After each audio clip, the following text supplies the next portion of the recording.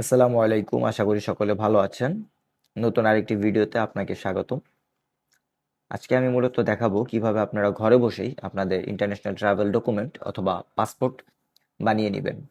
তো চলুন, প্রথমত আমরা গুগলের একটি সার্চ বারে যাব, সেখানে গিয়ে লিখব পাসপোর্ট।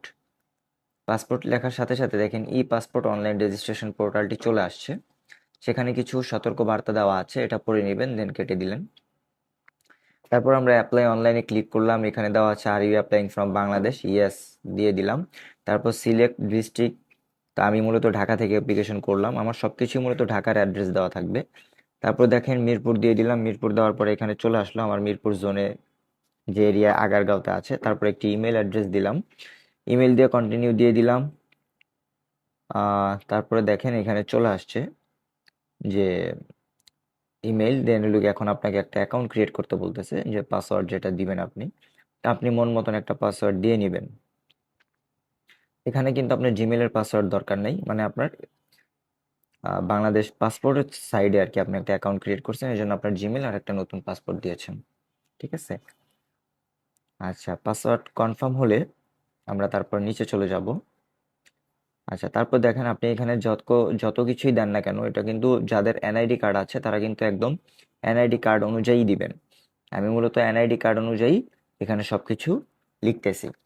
আপনার নাম, গিভেন নেম, সারনেম কি দিবেন সেগুলো দিবেন। তারপর আপনার মোবাইল নাম্বার, একটা মোবাইল নাম্বার দিয়ে দিবেন। তারপরে আচ্ছা, মোবাইল নাম্বারটি দিয়ে নেই, তারপরে বলতেছি। আচ্ছা, আই এম হিউম্যানে ক্লিক করে দিবেন, মানে রিক্যাপচাটা ওকে করে দিবেন। তারপর আপনার ক্রিয়েট অ্যাকাউন্টে ক্লিক করে দিবেন। আচ্ছা, দেখেন আমাদের কিন্তু মূলত অ্যাকাউন্ট ক্রিয়েট হয়ে গিয়েছে।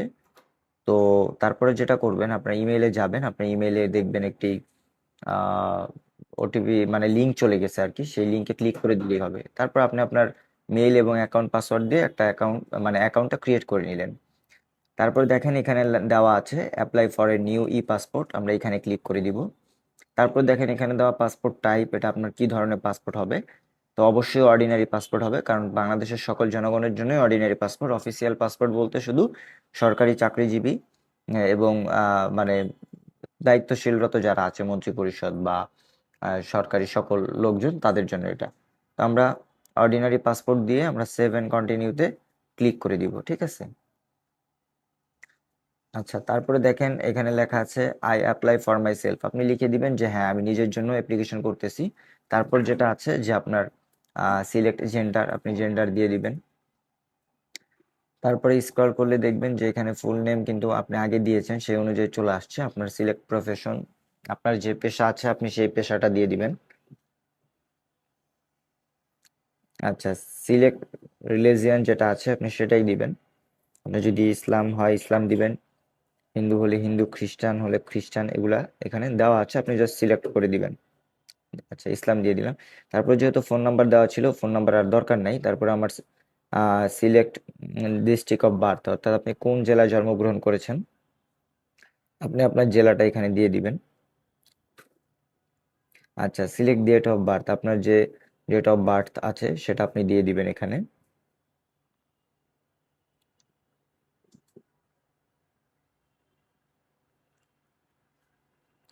আচ্ছা, তারপরে দেখেন আপনি নিচে যাবেন, সিটিজেনশিপ ইনফরমেশন মূলত এখানে চাইছে আপনি পাসপোর্ট চাচ্ছেন কোন হিসাবে চাচ্ছেন। দেন আপনি বাংলাদেশি নাগরিক হিসাবেই চাচ্ছেন বাই বার্থ হিসাবে। তো এখানে সেভ এন্ড কন্টিনিউ দিয়ে দিবেন। আচ্ছা, তারপরে দেখেন এখানে পার্মানেন্ট অ্যাড্রেস দিতে বলছে। তো সিলেক্ট ডিস্ট্রিক্ট যেটা আছে, আপনি আপনার যে জেলা সেই জেলা সিলেক্ট করে দিয়ে দিবেন।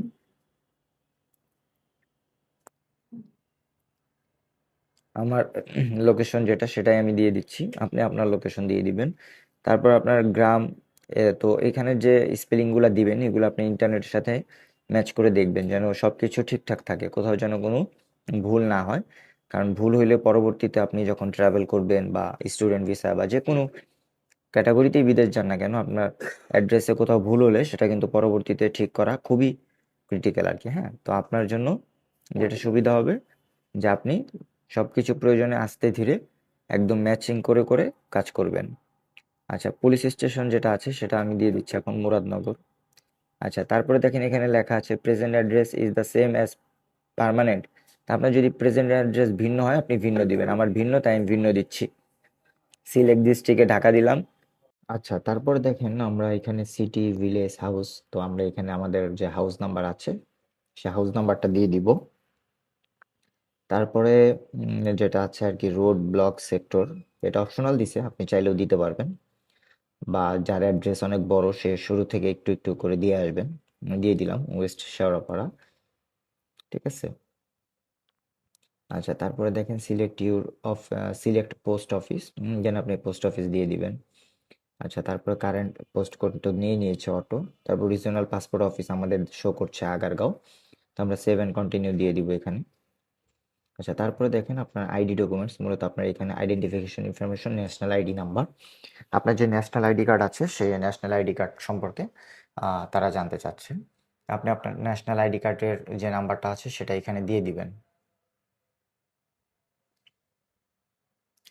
আমরা আমাদের ন্যাশনাল আইডি কার্ড নাম্বার এখানে দিয়ে দিলাম।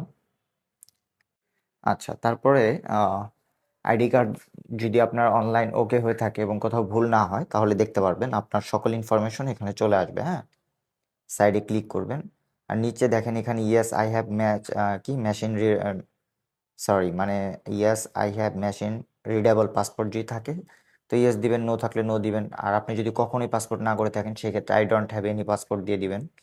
তারপর do you have passport of other country, no I don't have দিয়ে সেভ অ্যান্ড কন্টিনিউ দিয়ে দিবেন। আচ্ছা, তারপরে এখানে দেখেন আপনার ফাদার ইনফরমেশন চেয়েছে, তা আপনি আপনার ফাদার ইনফরমেশন দিয়ে দিবেন।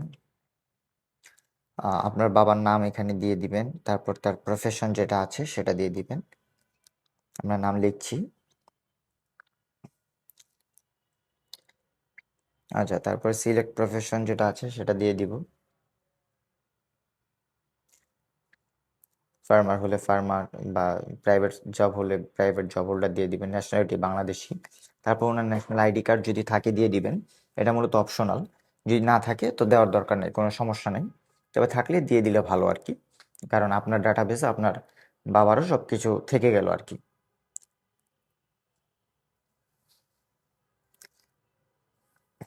আচ্ছা, তারপরে দেখেন চেয়েছে মাদার ইনফরমেশন।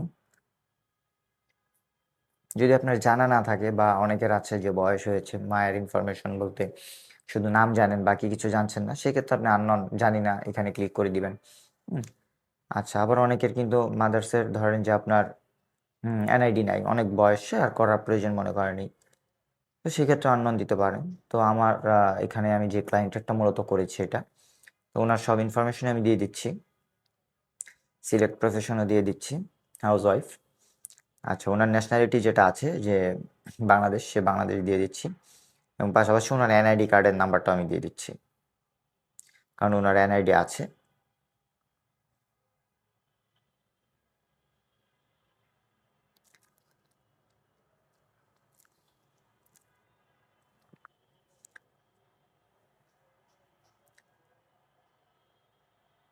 আচ্ছা, তারপরে দেখেন যে দেওয়া আছে লিগেল গার্ডিয়ান ইনফরমেশন। এটা মূলত আপনার দরকার নাই, এটা মূলত তাদেরই দরকার হয় যারা মূলত আপনার ধরেন বাবা মা না থাকা সত্ত্বে আদালতের মাধ্যমে কাউকে অভিভাবক করেছে, তো ওই অভিভাবকের নাম্বার, নাম, ঠিকানা এখানে দেওয়া লাগে। হ্যাঁ, তো যদি যেহেতু এরকম খুব কম রেয়ার কেস, তো এরকম প্রয়োজন হয় না, সেজন্য আমরা যেটা করব সেভ অ্যান্ড কন্টিনিউতে ক্লিক করে দিব। আচ্ছা, তারপর দেখেন স্পাউস নেম যেটা আছে, সিঙ্গেল হলে সিঙ্গেল দিবেন, যদি কেউ থাকে তাহলে সে ম্যারিড দিলে তার ইনফরমেশন দেওয়া লাগবে। আচ্ছা, সিলেক্ট ইমার্জেন্সি কন্ট্যাক্ট রিলেশনশিপ, আপনার ইমার্জেন্সি কন্ট্যাক্ট রিলেশনশিপে যে আছে তার অ্যাড্রেস দিয়ে দিবেন। ওটাকে আপনি আপনার বোন, ভাই, বাবা, মা যে কোনো কারো ইনফরমেশন দিতে পারেন। তো আগে আপনি সিলেক্ট করে নেবেন কার ইনফরমেশন দিবেন। আমি এখানে মূলত ক্লায়েন্টের বোনের ইয়ে দিয়ে দিচ্ছি, ঠিক আছে। আচ্ছা, তারপরে নেম, তার যদি এনআইডি আছে ওই এনআইডি অনুযায়ী তার নাম দিয়ে দিব।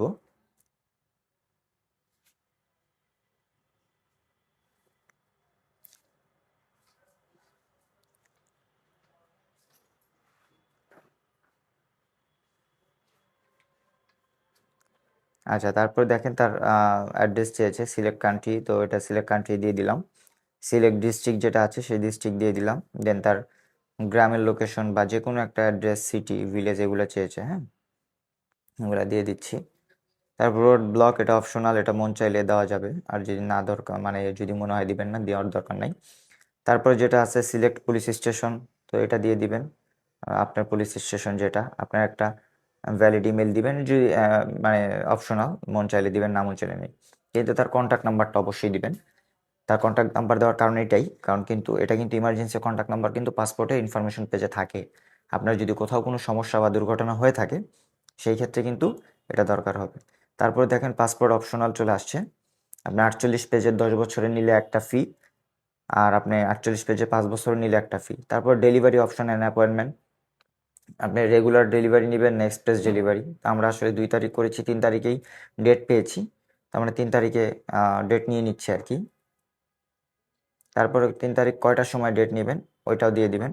আপনি যখনই ডেট পান না কেন, যখনই ডেট নেন না কেন, আপনি চেষ্টা করবেন 2 থেকে 2.5 ঘন্টা আগে সে আপনার পাসপোর্ট অফিসে চলে যাওয়ার জন্য। বিশেষ করে যদি ঢাকায় হয় তাহলে এই টাইমটা আপনার অবশ্যই লাগবে, কারণ ঢাকায় প্রচুর মানুষ হয়, প্রচুর ভিড় হয়, ঠিক আছে? তা আপনার যেটা দরকার হবে যে আপনি প্রচুর সময় হাতে নিয়ে যাবেন। তারপর সেভ এন্ড কন্টিনিউ দিয়ে দিবেন। আচ্ছা, তারপরে এখানে দেখেন আপনার সকল ইনফরমেশন আপনাকে শো করতেছে। আপনি আপনার সকল ইনফরমেশন এখানে একবার চেক করে নেবেন, কারণ এখনই সুযোগ মডিফাই করার। পরবর্তীতে কিন্তু সাবমিট হয়ে গেলে এটা আর আপনি মডিফাই করতে পারবেন না, ঠিক আছে? তো আপনি এ টু জেড উপর থেকে শেষ পর্যন্ত আর কি, উপর থেকে নিচ পর্যন্ত আপনি দেখ। আচ্ছা, তারপরে আপনি যেটা করবেন, আপনি নিচে চলে যাবেন, একদম দেখা শেষ হলে নিচে চলে যাবেন। আর যদি কোথাও কোনো এডিট করা লাগে, তো এই যে দেখেন সাইডে এডিট অপশন দেওয়া আছে, সেখানে আপনি ক্লিক করলে আপনাকে এডিটে নিয়ে যাবে। আর যদি এডিট প্রয়োজন না হয় তাহলে আপনি একদম নিচে চলে গেলে আপনার পরবর্তী স্টেপে চলে যেতে পারবেন। আমরা মানে দেখে দেখে নিচেই যাচ্ছি, কোথাও কোনো ভুল আছে কিনা সবকিছু একটু। এই যে দেখেন প্রত্যেকটা অপশনেই কিন্তু এডিট অপশন আছে। হ্যাঁ, আপনার যদি কোনো অ্যাড্রেস চেঞ্জ করা লাগে সেখানে এডিট অপশন আছে। দেন আপনার এনআইডি টেনআইডিতে কোথাও যদি কোনো ভুল হয়ে থাকে এডিট অপশন আছে, আপনি এডিট করতে পারবেন, ঠিক আছে? স্পাউস ইনফরমেশনও, দেন হলো পার্সোনাল ইনফরমেশন, সব জায়গায় এডিট অপশন আছে। আচ্ছা, তারপরে হলো আপনার, আমরা নিচে চলে যাচ্ছি।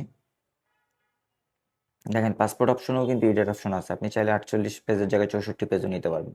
তারপর দেখেন ডিক্লারেশন অফ কনসেন্ট, আমরা এখানে ক্লিক করে দিব।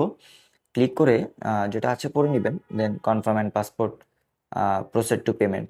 আচ্ছা, কনফার্ম অ্যান্ড প্রসেড টু পেমেন্টে চলে যাব, ক্লিক করে দিলাম। তারপরে দেখেন এখানে মূলত আপনি ফি অনলাইন অফলাইন কিভাবে দিবেন দুইটা আসবে। যদি আপনি অফলাইনে দেন, এই যে যদি অনলাইনে দেন দিতে পারবেন, আর যদি অফলাইনে দেন তাহলে এগুলো এখনই ডাউনলোড হয়ে যাবে। তো আমরা অনলাইনেই দিব, সূর্যপের মাধ্যমে দিয়ে দিচ্ছি। ডিজিপে এখনো বাংলাদেশে ওরকমভাবে কার্যকর হয় নাই বা একটু সমস্যা করে। আচ্ছা, আর যদি এই চালান দেন ব্যাংকের মাধ্যমে সেটা অন্য হিসাব, আমরা সূর্যপে দিয়ে দিব। আচ্ছা, কন্টিনিউ দিয়ে দিলাম। সূর্যপে দেওয়ার পরে এখানে দেখেন আপনার অনেকগুলো অপশন চলে আসছে, cards, wallet, I banking, log in. তো আমরা মূলত ওয়ালেট, সরি, হ্যাঁ ওয়ালেট দিয়েই দিব। বিকাশ ক্লিক করলাম, দেন বিকাশে যে আমরা পে নাওতে ক্লিক করে দিব। আচ্ছা, তারপরে দেখেন এখানে চলে আসছে। এখন আপনার বিকাশ অ্যাকাউন্ট নাম্বার দিবেন যেটা প্রসেস, দেন আপনার বিকাশের জন্য একটা ওটিপি যাবে।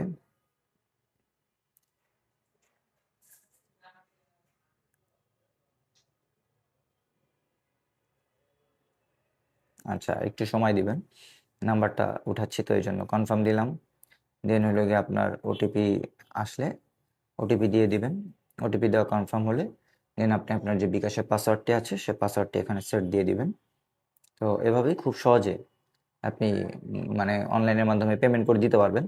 আর যদি আপনার মনে হয় যে আপনি ব্যাংকে যেয়ে দিবেন, সেই ক্ষেত্রে ব্যাংকে যেয়ে এই ফর্মগুলো নিয়ে ব্যাংকে যে গেলে সেখান থেকে একটা ফর্ম দিবে, সেটা ফিল আপ করে আপনার যে পাসপোর্ট ফিটা আছে, কত দিনের জন্য দিয়েছেন, এটা এক্সপ্রেসে দিয়েছেন না রেগুলার ডেলিভারি দিয়েছেন, ওটার উপরে আপনার ফি নির্ভর করবে। দেন আপনি সেই ফিটা জমা দিয়ে দিবেন। দেন জমা দিয়ে দিলে আপনার যে শিডিউল আপনি নিয়েছেন পাসপোর্ট অধিদপ্তর থেকে, সেই শিডিউল অনুযায়ী আপনার সকল ডকুমেন্টস সহ আপনি চলে যাবেন। আপনার অবশ্যই সাথে আপনি যে পেশাগত প্রমাণপত্র দিয়েছেন সেটা নিয়ে যাবেন। স্টুডেন্ট হলে স্টুডেন্ট আইডি কার্ড, ঠিক আছে? জব হোল্ডার হলে জবের আইডি কার্ড, এগুলো নিয়ে যাবেন। আচ্ছা, তারপরে দেখেন আপনার পেমেন্ট কমপ্লিট হয়ে গেলে কিন্তু আপনার এখানে আর কোনো কিছু করা লাগবে না, আমাদের বাংলাদেশ সার্ভার একটু সমস্যা। তো যখন আপনার পেমেন্টটা ওকে হয়ে যাবে, আপনার যে মেলটা দিয়েছেন সেই মেলে কিন্তু আপনার একদম ফর্ম সহ, পেমেন্টের স্লিপ সহ সব কিছু চলে যাবে, ঠিক আছে? দেন আপনি চাইলে এখন এখান থেকে লগ আউট করে দিতে পারেন। দেখেন এখানে উপরে সিম্বল আছে আর কি, মানুষের মতন যে সিম্বলটা দেখাচ্ছে, সেখানে আপনি লগ আউট করে দিতে পারেন। তো যাই হোক, খুব সহজে এভাবে আপনি ঘরে বসে আপনার পাসপোর্টটি করে ফেলতে পারবেন। ভালো থাকবেন, আল্লাহ হাফিজ।